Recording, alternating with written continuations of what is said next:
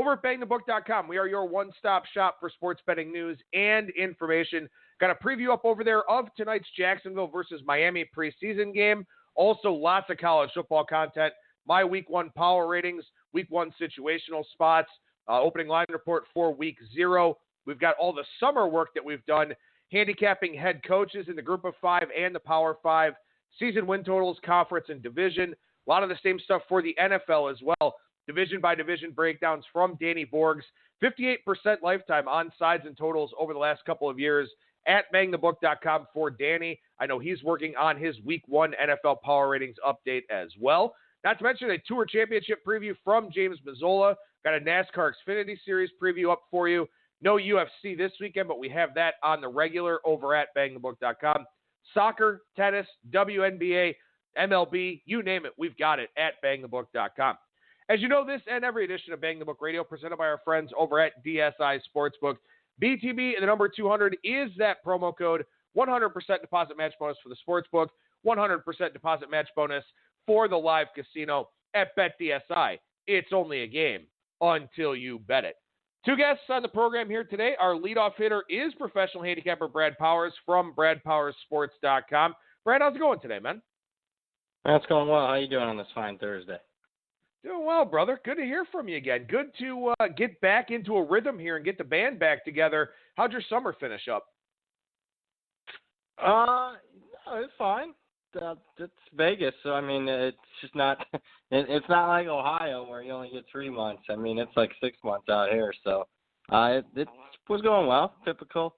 I don't think there's ever really an off season, especially with early college football markets and the fact that I do a daily radio show now, so not much of a summer, to be perfectly frank with you.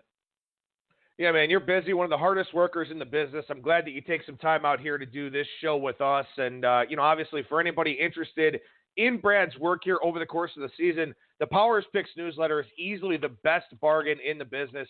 You can find that over at BradPowersSports.com. Brad, before we get into the college football stuff here where the games actually start to matter on Saturday, let's chat some NFL. Preseason Week 3, the dress rehearsal. But, as you look up and down the board here and as you look up and down at what's going on with these teams, the psychology of Week 3 seems to have really changed for a lot of these head coaches. Yeah, and I mean, I guess we start to maybe credit Sean McVay's approach the start of last year. I mean, he just didn't play anybody really all preseason and didn't seem to affect the Rams too much as they made the Super Bowl. And now we have several coaches that look like they're not going to, even play their starters in what has become, at least the prior 2 decades, the dress rehearsal game. So, I think Indianapolis and Chicago are resting starters, not playing anybody.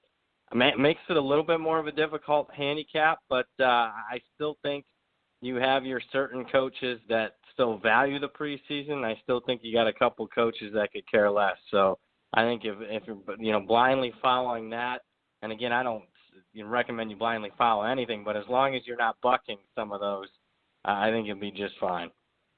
Well, and it's so funny. That game 269-270 on Saturday, Chicago and Indianapolis, went up from 3 to 4.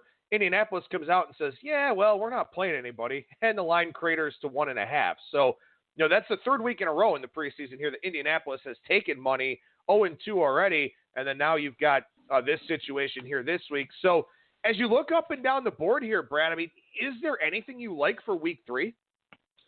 I was getting into it. I mean, here's what I tell you, I won't play. So I'm not going to fade, Harbaugh and Baltimore. I mean, John Harbaugh now, I mean, if you follow this at all, you probably know the trend.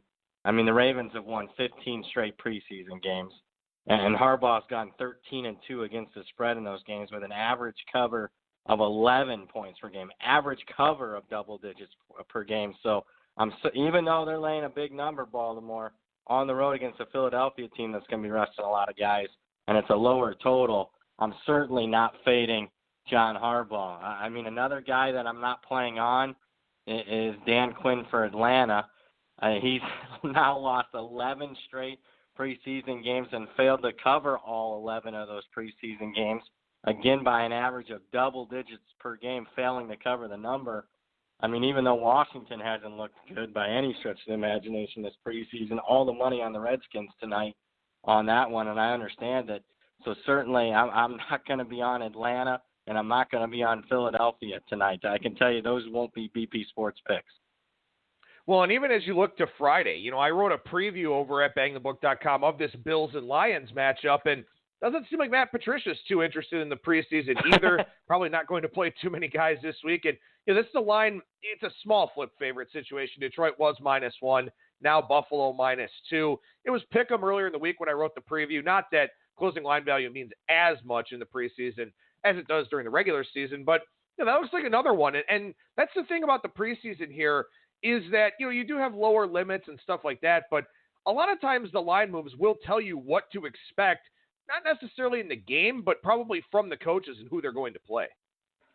That's a great, statement there. And I'll say this. I mean, let's be perfectly frank. I would say at least 80% of the handle is professional bettors, unlike, the regular season where the public, especially in the NFL betting market, the public can have a say. I mean, they can override even sharper bettors if it's overwhelming. The public's just not betting these preseason games. So I think you certainly have to respect the line moves because a lot of it's information-based, or whether, the starters are being rested or whatnot. So I don't like playing against big line moves in the preseason because I always consider them more often than not to be of the sharp variety. I haven't given this out to anybody, and the line isn't out yet, but I got one that I'm eyeing, and it's not probably going to come out until tomorrow. I'm going to play Minnesota in the first half against Arizona. Here's why. Number one, a 1 o'clock start time for a preseason game on Saturday. 10 a.m., that means a 10 a.m. start time for Arizona, so that's not ideal by any stretch. You got Mike Zimmer, one of the best preseason coaches out there on the market, and you got Arizona that's looked like dog crap, especially their starting defense, and I don't think Kyler Murray looks too good. And we've seen Mike Zimmer be a little aggressive sometimes when it comes to preseason. We saw how well that didn't work out for Arizona when Oakland, another good coach in the preseason, John Gruden, came after Kyler Murray. So I think the line's going to be high, but I'm thinking Minnesota can dominate Arizona, especially in that first half. Even if the line's the same, the first half line's the same as the full game line, 6.5, I'm going to play the Vikings minus those points because of the early start time and the fact that I think Arizona clearly is one of the worst teams in the NFL. I like it. A good little bit of inside info there from Brad Powers before this line comes out. So keep an eye out for this one tomorrow. It'll have to come out tomorrow because of the early start time here on Saturday. But one last thing I guess I want to ask you about the NFL preseason, and we'll transition to college football, because I don't intend to talk much about week 4. I mean, in week 3, the starters aren't even playing. Absolutely nobody's going to play in week 4. So here's what I want to ask you. What can we actually take from the preseason to apply to the regular season nowadays? I mean, at least we would have, maybe 1.5 data points with starters playing, a quarter or maybe a quarter and a half in week 2, a half to 3/4 in week 3. Seems like we don't even have that anymore. So is there anything we can carry over from the exhibition games to the regular season anymore? Boy, not much. I mean, it's going to have to, broader. I don't think we can. I think it's got to be team specific.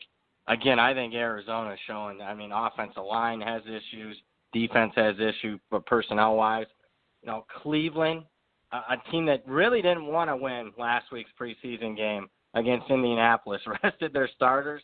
I think Cleveland at least showed their depth. The fact they won that game on the road, I thought that was a little bit impressive. But, just generally speaking, I don't think we can take much anymore.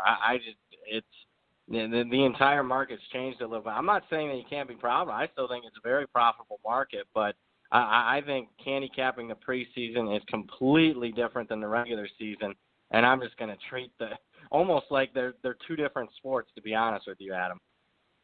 I guess depth is one important takeaway. I mean, if there are cluster injuries for teams during the regular season, and we know that's inevitable, at least you've got a frame of reference as far as the depth. But, of course, you got to keep in mind, too, that depth may be playing against second and third teamers, whereas in the regular season, they'll be playing against starters. So, obviously, a much different animal. All right, so let's talk college football then, because go ahead. Yep. If you want to finish up, go ahead. Oh, no, you good, man. I'm just confirming your brilliant takes, buddy. I appreciate it. Nobody strokes my ego on this show better than Brad Powers, and I greatly appreciate that each and every Thursday here on Bang the Book Radio. Let's go ahead and talk about college football here. And before we get into these specific games, I want to try and hit on 5 of them, so we'll see if we're in midseason shape or not and can get through these. But the season starts on Saturday. I know you've been doing college football prep work since basically before the national championship game even ended. So any late changes to your power ratings, any late changes in your thoughts about any of these teams here as we look ahead to week 0 and week 1? Slight changes, and that's the project right now that I'm working on this week, because I'm going to post my updated power ratings here in a couple of days. But, I mean, obviously there's been some injuries. Maryland's a team that I've had to downgrade. They lost a couple of starters. Pittsburgh's a team that lost a really key player in their defensive end, Weaver, one of the, a first-team All-ACC kind of type of guy on a team like Pittsburgh. I mean, even though it's a defensive player, I certainly think his value's worth more than 0, even in the point spread. So those are a couple of teams I've downgraded. Not much upgrades, because I generally, when teams are coming out of spring practice, I like to be optimistic. I mean, let's face it, it's prior to a lot of injuries, suspensions, transfers, and whatnot. So usually, for a lot of teams, generally speaking, my highest power rating is going to be at the start of the season prior to what can happen. Obviously, there's going to be teams that I've upgraded that after I've seen them a couple of games, but that is what I'm going through now, Adam, and it's an extensive list of guys that have been out, but slight tweaks. I don't anticipate. I'm pretty confident in my power ratings. I mean, I spent all spring and early summer on them and made several bets off of them, obviously. I don't anticipate, unless we get quarterback injuries, me moving any teams more than a point. Now, something I do want to touch on here real quickly, obviously you have utmost confidence in the work that you do, and you spend a lot of man hours doing it. So you do tend to dig in with some positions, I would presume. And this is a question I've asked all of the professional handicappers and pick sellers that I've had on the show so far this week. If you're off from the market by something you feel is maybe an irresponsible amount, do you dig in and hold it because you trust in yourself, or will you make that adjustment to try and get a little bit closer just so that you're not too far off base? Ooh, that's a great question. It kind of depends. Most of the moves so far, and I'm not saying my power ratings are end all to be all. They're not perfect. No one's perfect, but I would say at least 80 to 90% of the moves so far, at least. I mean, maybe there's a couple of outliers. In fact, I'll probably talk about one here in a second that I've had to adjust my power rating on a team a little bit. I certainly take a deeper look, because more often than not, the line is going to move closer to what I had power rated, so I usually don't adjust there. But if it is off significantly, I don't have a lot of games. I mean, I don't have, I think, a single game that's off like more than 5 points, 4 or 5 points at this point. So it's not like I have anything that's ridiculous out there. But I get worried when anything is off more than 3 points, Adam. And I'll give you one that I don't think I had a good power rating on this team early on, and it's Houston. It's new coach, obviously, Dana Holgorsen, an exciting player at quarterback, De'Ara King. I knew all that, obviously. But what I didn't, fully grasp coming out of spring is all these Power 5 transfers that Houston's bringing in. And I've had to upgrade my Houston power rating a little bit to get it closer to that current 24.5 number against Oklahoma. All right, so as we go through here, both this week and next week, we'll see if we find some of those outliers that are out there in your power ratings based on the lines that you've put together.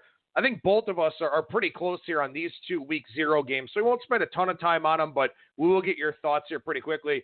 Game 291, 292, Florida, Miami, 7.5, Florida favored at a neutral site. Total now down to 47 out there at Pinnacle. Was 47.5, 48, was 50 over the summer. The Jaron Williams announcement, for some reason, taking the total down on that game. So 7.5 and 47 or 47.5 here. What do you think?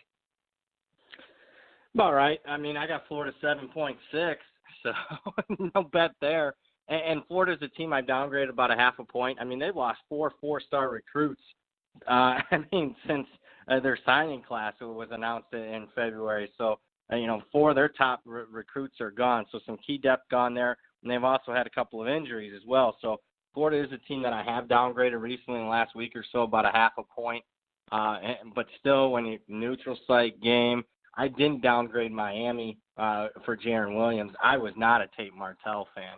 And I certainly didn't like the tape I saw of N'Kosi Perry last year. So I actually think it's a positive, but I understand why people are betting the under because they expect Miami to maybe be a little bit conservative with Jaron Williams in his first start. So no bet really on the side. I mean, if push comes to shove, and I get it, it's an isolated game, it's first game of the season, it's ESPN, it's 2 big teams. I would probably prefer to take the hook there with Miami. Why? Because, it's tough for me to lay more on a touchdown with a Florida team that I think is at a disadvantage, particularly with their offensive line. 4 starters have to be replaced. And, that'd be going up against a very experienced front 7 for Miami, led by 3 senior linebackers that have been multiple-year starters. So I don't think I want to lay more than a touchdown with a Florida team that might have trouble scoring. Lean under and the dog in the under, but those are just, pizza bets. Pull up to the couch, put a little bit of money on it to enjoy it and just be happy the college football's back. One thing I do want to plant a seed in people's minds about, and this is exclusively a hypothetical, and we'll talk about this when we talk about adjusting power ratings and stuff like that, but what's going to be interesting to me about this game, let's say Jaron Williams comes out there and sets the world on fire against a really good Florida defense that was excellent last year, brings back Todd Grantham for a second year. I'll be curious to see the adjustment to Miami going into their next game and seeing, what people do from a power rating standpoint. And, of course, on the flip side, if he plays badly, well, on one hand, you could say he's kind of supposed to. It's his first college start against a team like Florida, but we could also see a reactionary adjustment to that. So that's the most interesting thing to me about this game. I won't play side or total. That's what I want to see is, how does Jaron Williams look? As a secondary thought, how does Felipe Franks look? But really Jaron Williams and this Miami team that just hasn't had good quarterback play for a while. That's an excellent point because, if he looks really good, even if they lose the game by a field goal, say it comes down to the wire, Miami looks really good, and it looks like they clearly got an upgraded quarterback. What are the games that Miami's going to be an underdog in? Maybe at Florida State? And that's really giving the Noles the benefit of the doubt that they're going to be much improved this year. But, Virginia and Virginia Tech are both at home. If Williams looks good early, this is a Miami team that, in my opinion, would become easily the favorite. They already are, but they easily become the favorite in the Coastal, and we might be talking double-digit wins for Miami. I'll give you a little wise guy secret. Sometimes the bookmakers are a little asleep at the wheel on these Week 0 games, and even old Brad Powers, a little sneaky last year after Hawaii pulled an outright upset in Week 0 as a double-digit underdog last year. I hammered a couple of Hawaii bets because they were still up on the board. All right, there you go. Something to look at here. And let's see if Hawaii can bring that magic to the table again here. They're a double-digit dog in Week 0 once again, this time with Arizona in town. This line was 13 or so over the summer. It's down to 11, a couple of 10.5s out there in the offshore marketplace as well. Total up in the lower mid-70s here, 74 type of range. This one got hit early on in the week by one of the well-respected syndicates out there. But what does Brad Powers think about game 293, 294? In my number's 10, so lean Hawaii. I tweeted this out. I'm not blindly betting on this trend, but I did find it interesting. The last 6 times Hawaii's hosted a Pac-12 team, they've covered all 6, and they've covered them by an average of 10 points per game. So certainly in those instances where Hawaii gets that rare opportunity to host a big school, they get up for it. But I don't think that's a surprise by any stretch. And then, the other side of that trend is let's face it, it's Hawaii. Maybe it's not necessarily a business trip for some of these schools, but it better be for Arizona and Kevin Sumlin. That's a big year for him and Khalil Tate, the all-everything quarterback who had a disappointing season a year ago. And on the flip side, you got a Hawaii team, 18 returning starters. I think this is Nick Rolovich's best team yet. Now, the schedule is very difficult for Hawaii. I'm not sure they're going to win 8 games like they did a year ago, but they're dangerous. And, obviously Hawaii's exceeded expectations, at least in the preseason, in the week the early week games each of the last couple of years. They're used to playing this week 0. They played and went across the country and beat Massachusetts a couple of years back, and then last year as a double-digit underdog go on the road and beat Colorado State. So I think Hawaii's dangerous here, but again, do I have a significant bet? No, just a lean on the Rainbow Warriors. Well, and I'll mention the same thing I mentioned earlier on in the week here about this game. I want this game to finish right around the number and right around the total because these are both play-on teams to me. I like Arizona with a healthy Khalil Tate, who could be more of a true dual-threat guy after having to develop as a passer last year. And what you just mentioned, this is probably Nick Rolovich's best team. He's got the quarterback in Cole McDonald. The defense did improve by about half yard per play last year. These are both play-on teams for me. So I hope Hawaii doesn't win outright, doesn't ruin their numbers the rest of the way like they did last year. I hope this one is boring and played right to the number. Yeah, that's a good call. And to get a little bit more in the weeds on why, first off, I think Khalil Tate's going to be healthier this year. I mean, one reason is a different system last year, why he didn't have as much rushing yards, but also, I mean, he's dealing with a nagging ankle injury. So I do think Arizona's going to be improved on that aspect. You know, you can just blindly look at returning starters for Hawaii and say, ooh, 18 returning starters, okay, they're going to be better. But here's one area where I think they'll be significantly better. Last year, offensive line, Hawaii had 0 returning starters on that offensive line, and they gave up 46 sacks last year, one of the worst teams in the country. This year, complete opposite. All 5 starters return on that side of the ball. You know, I do up-downs on each position group for all 130 teams. And one of the biggest upgrades for a position group is that Hawaii offensive line. So I agree with you. I think both teams are going to be play-on teams. And you're right, Hawaii's value after those first couple games last year went completely through the wind. And, you know, obviously they got expensive. And, in fact, after those first couple games, I think they finished the season like 3-9 against the number. Yeah, they did. I actually threw that into my preview, so I'm glad that you and I are on the same wavelength there. You know, back-to-back double-digit outright wins are definitely going to skew your number. And this is something we can talk about next week too, but similarly, these FBS teams that lose to an FCS team, and there will be some, they'll get thrown in the trash immediately, and we'll have some betting value on them as we go throughout the course of the season here. But let's go ahead and look ahead to week 1. We haven't looked at any of these week 1 games as of yet. We'll obviously have plenty of time to do that next week. But UCLA and Cincinnati is the first game on the board here on Thursday. Game 133, 134. Cincinnati a field goal favorite here. The hook is gone. So UCLA getting a little bit of love going cross country. And I agree with it. I mean, we just talked about 2 play-on teams, Arizona, Hawaii. I think these are 2 play-on teams, especially UCLA, in my opinion. I think they'll be much improved in year 2 under Chip Kelly. And offensively, they started to show improvement at the end of last season. We're a total mess at the start of the year, including losing as a 2-touchdown favorite at home in the opener to Cincinnati a year ago. Obviously, Luke Fickell on the other side has done a tremendous job. He's off a really good season for the Bearcats. And I think Cincinnati is going to be just as good this year, although the schedule is quite tough for them. They got the Buckeyes coming up as well. Agree with the line move. They're taking the hook away. My line on it right now is Cincinnati 2, so I'd still lean with UCLA on this one. A really good game. I get it. It's not, big-time programs, but that ESPN doubleheader on that opening Thursday night, UCLA and Cincinnati and Utah BYU, if you're a real college football fan, that's a really good start to the season. I mean, and obviously not a lot of blue bloods there, but I think 2 very competitive matchups, and I'm leaning with the dog in both. All right, so let me ask you this for argument's sake. It seems like you and I have a difference of opinion, presumably on the UCLA side, because my number is 5 for this game. Okay, so let me ask you this.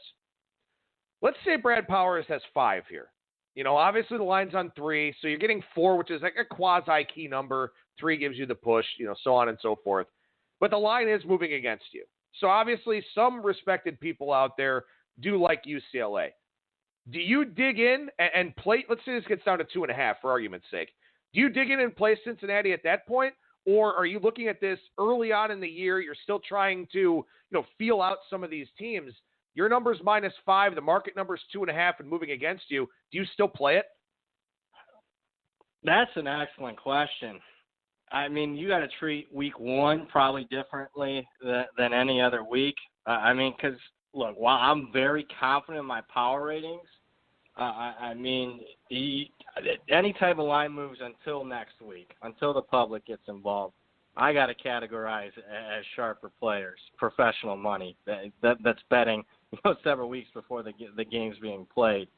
I would dig deeper. I wouldn't automatically fire unless I know the other side of the handicap. I mean, for instance, I know that, other people have Texas higher than me. I have, Texas is an overrated team. If it's one of those, then I'm confident in my number, and I'm not afraid if the market's moving against me a little bit. I'll go ahead and fire away. But, I'm a little high with – it's a tough question, man. And that's why this industry can be more art than science.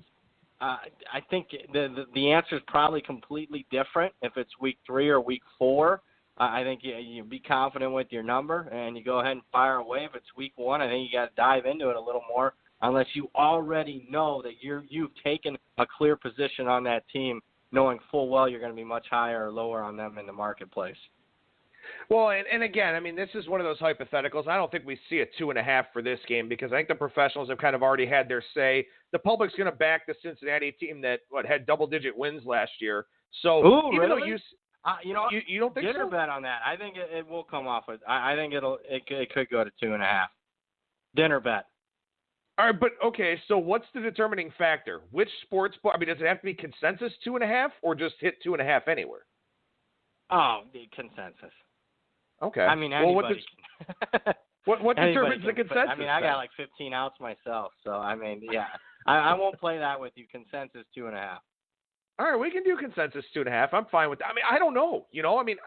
People know it's the second year of Chip Kelly. UCLA, more of a brand name in college football than Cincinnati. But I just think when you look at what Cincinnati did last year, and also the fact that they beat UCLA comfortably last season, I think you probably get the public love on Cincinnati. So maybe a sharp versus public split game in week 1. Huh.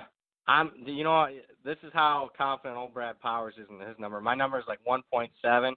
I think that's a really good number. So I'm confident if it does anything, it's coming down. All right, that's fine. We'll do dinner here at some point. I think you still owe me a dinner anyway, so I don't know. Maybe we'll just kind of cancel that one out. Too confident and cocky on this segment. You know your shit. I try to. I pretend that I do. I masquerade like I know what I'm talking about. All right, let's see if either one of us knows what we're talking about here in game 137, 138, FIU and Tulane.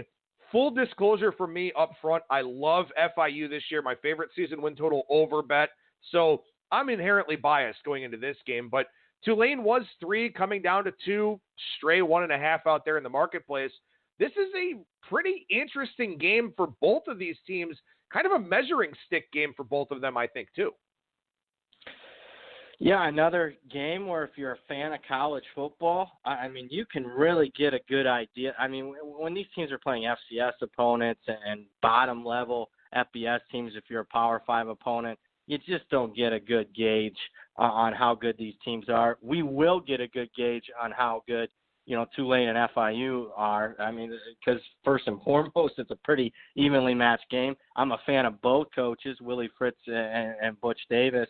As far as experience, FIU's got a little bit of an edge there. You look at starting with Tulane, and they got 13 returning starters on that side of the ball. I have Tulane slightly up in my power ratings from last year's team that went 7-6. Although I think the schedule is among the more difficult of the teams in the group of 5 levels. So while power ratings wise I have them a little up, I think they're going to struggle to get to a bowl game this year. On the flip side, I can't say enough of the job Butch Davis has done, and I'm still never ever going to be over the 0-2 national title game. I still to this day think if Butch Davis is coaching the Miami Hurricanes and not Larry Coker, we do not have a national championship in Columbus. So that would have made old Brad Powers pretty happy. But 16 returning starters for FIU. James Morgan's back at quarterback. Top 3 rushers are back. They do lose their leading receiver, but everybody else is back on that side of the ball.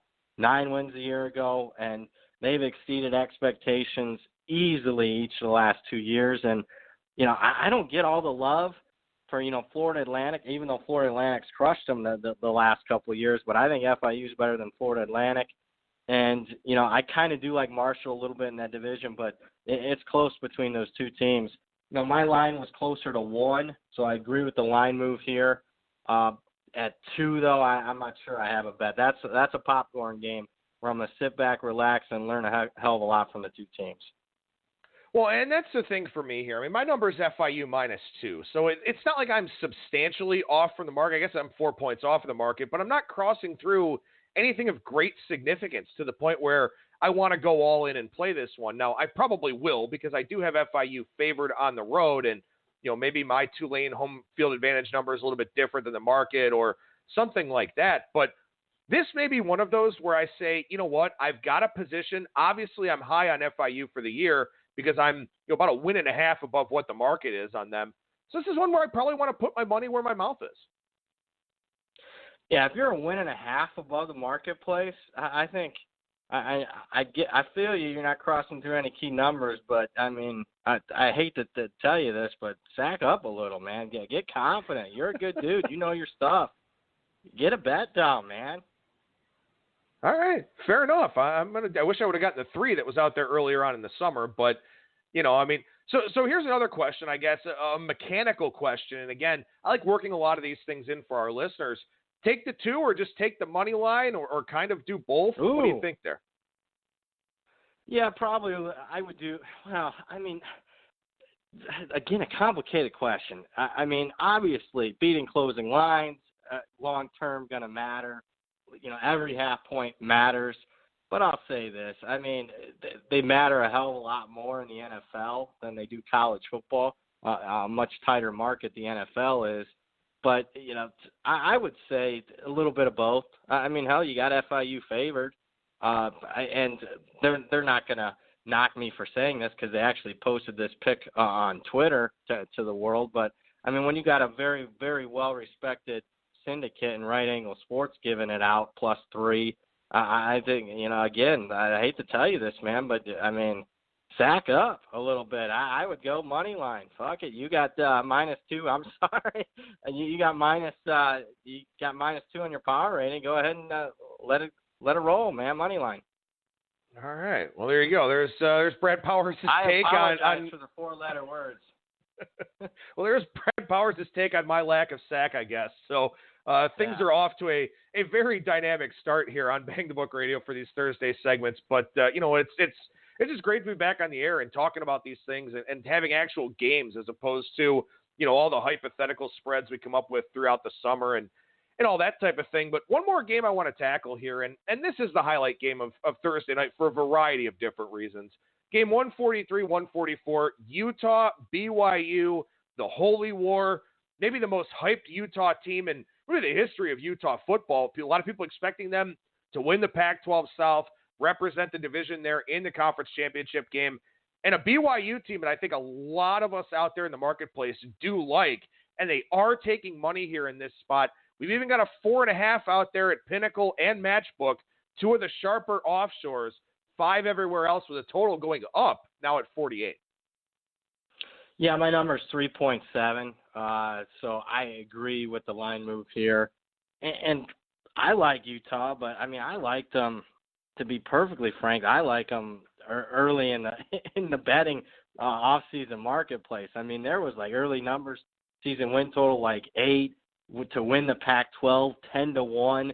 And now it seems like everybody's on that bandwagon. When everybody's on one bandwagon, I like sometimes, Adam, jump off that bandwagon. I'm not fully off. I still think they're the best team in the Pac-12 South, but let's just go historical perspective here on a couple of fronts.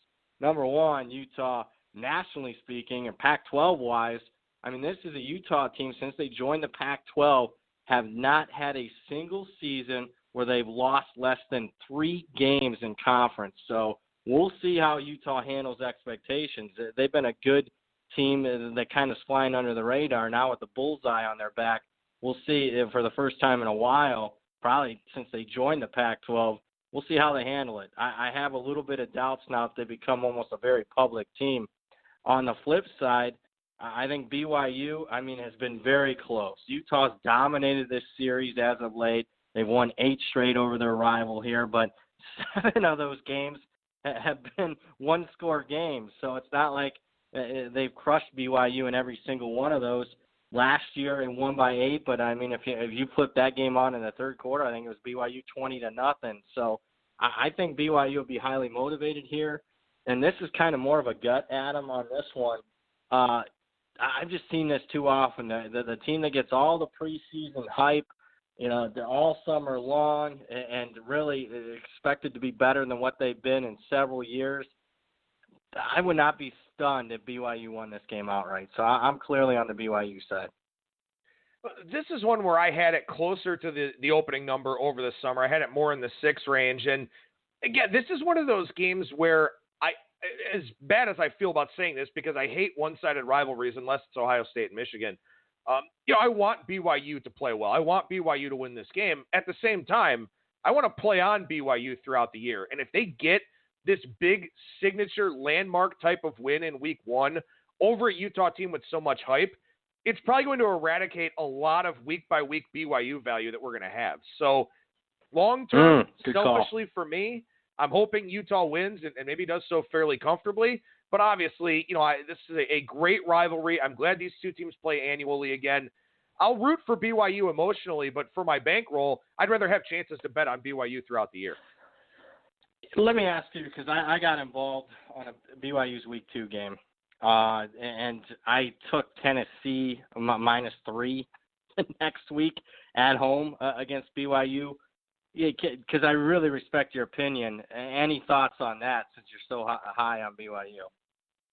I've got that one right now, Tennessee -4.5 in my look-ahead power rating. Okay. So, I think that you're definitely on the right track there. And also, that you want to talk about awful spots? How brutal is this? Win or lose the Holy War. Then you got to go to Knoxville where it's going to be hot and humid. It's a miserable spot for BYU. So I think you're on the right track there, and I think it's going to be the sharp side for sure.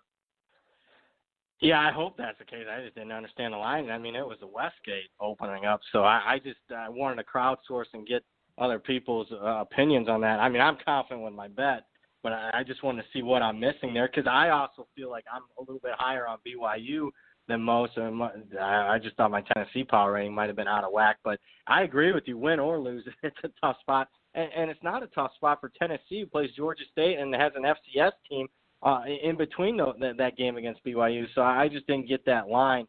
I'm going to be selfish since you're being selfish. I would prefer BYU pulls the outright upset.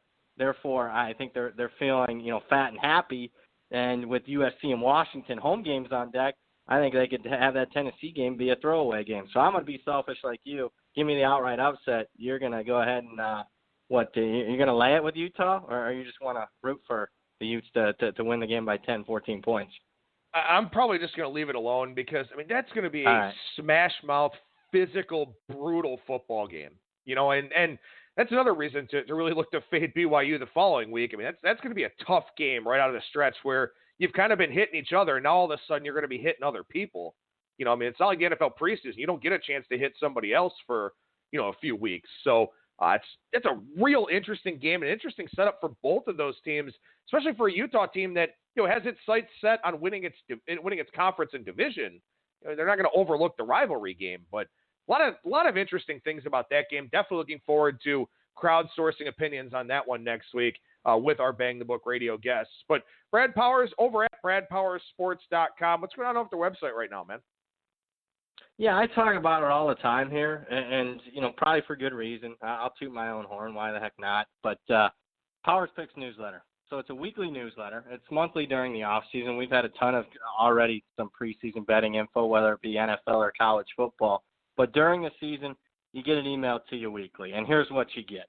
Obviously, you get my power ratings in college football, but you get a game write-up on every single college football game. You get a game write-up on every single NFL game.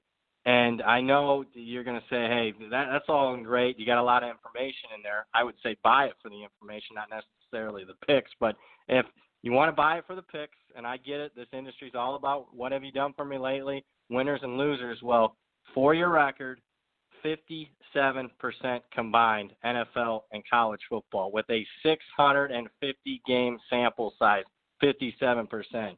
That's lapping the field as far as all the other respected newsletters that have been around for 20, 30, 40, 50 years. Better than that, and I also think the information, the power rings, computer projected lines, the trends, everything in there is already better, and then the picks are better, and yet the price is better too, because it's only $79 for the entire season, not week one, not just college, not just NFL, combined. Emailed to you weekly, college and the NFL, $79 through the Super Bowl, and that's pretty much it. That's my spiel. Powers Pick newsletter. BradPowersSports.com, at Brad Powers and the number 7. Racking up great betting tips, making side bets with me, getting us FCC complaints. It's been a very exciting segment here with Brad. Always a pleasure, brother. Love chatting with you. Thank you so much for doing this, and we'll talk to you again next week.